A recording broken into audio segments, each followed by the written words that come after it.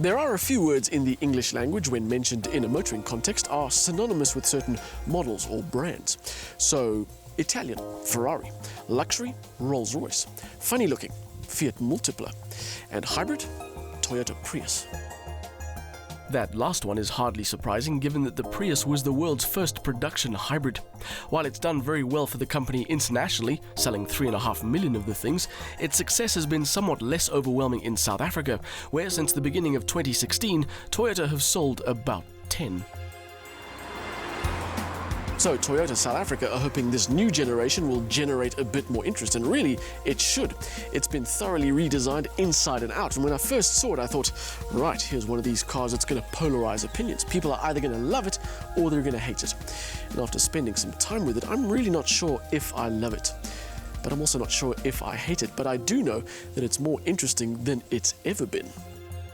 There is a lot going on with the design of this car, with strong angles in places that other cars don't even have angles. The front is a sort of sharp, streamlined effort, with the headlights looking more like something that sister company Lexus might produce. The back is where it really gets interesting though, with lines and shapes meshed together in a way that kind of works, but certainly won't suit everyone's sensibilities. Two things are for sure though, it still has that typically odd hybrid wedge profile, and the wheels are ridiculously small. Things kind of return to normal on the inside though. In here you get good spec, great ergonomics and some very cool design. And yes, I am talking about this center console that I refer to as recycled fridge parts, but some of the RPM crew prefer to call the urinal. For all its modern design and cutting-edge drivetrain, for me the most convincing bit about the Prius is this interior. The white plastic won't be appreciated by everyone, but the whole setup is cohesive, cutting edge, and most importantly, comfortable. The standard spec includes the 7-inch touchscreen with Bluetooth and USB. There's dual-zone climate control, cruise control, heated front seats, and not a single analog instrument anywhere. Space is good all round. That wedge shape might not be the prettiest, but it doesn't interfere too much with rear headroom, and the boot is big enough to be more than adequate on an everyday basis. On the move, there is a lot of information being thrown at you.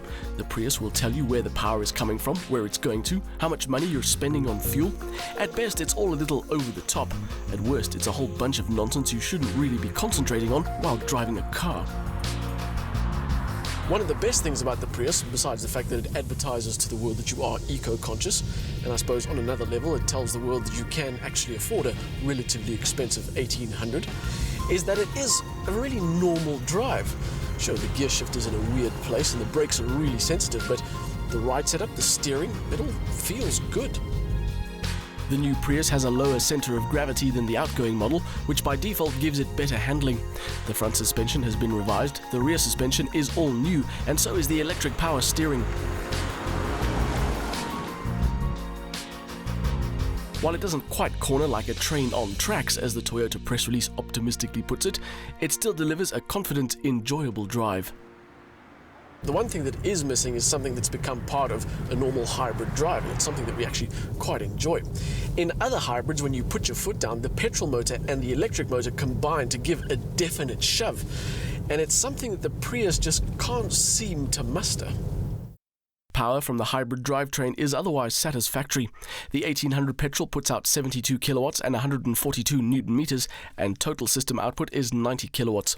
Toyota's claimed fuel consumption is 3.7 litres per 100 k's, and our real-world figure was a slightly heavier but still impressive 5.5.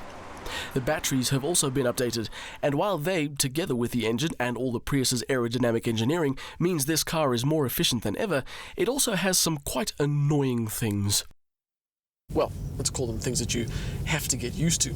First thing is the CVT gearbox, which is a CVT gearbox and can sound pretty torturous, especially under load. And then there's the EV mode, which forces the car to operate with the batteries only. And a lot of the time, that's only until you take your foot off the accelerator and then it reverts back to normal mode. And then there's reverse. How annoying is that?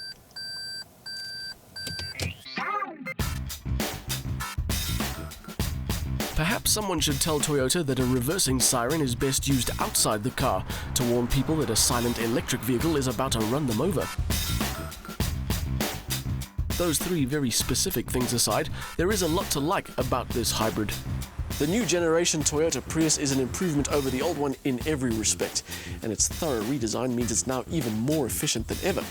And even though it doesn't quite deliver the involving drive that Toyota promises, it's still quite enjoyable.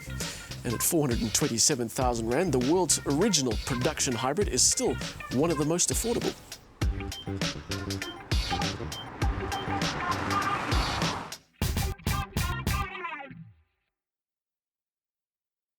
An 1800 petrol engine combines with an electric motor to provide the Prius's hybrid power. It's not a dynamically stellar performer by any means, but its efficiency and enjoyable drive are definite highlights. The interior is a well-designed space with good spec and comfort, offering decent value. There are things to get used to, however. Worst among them is an annoying beep while in reverse gear.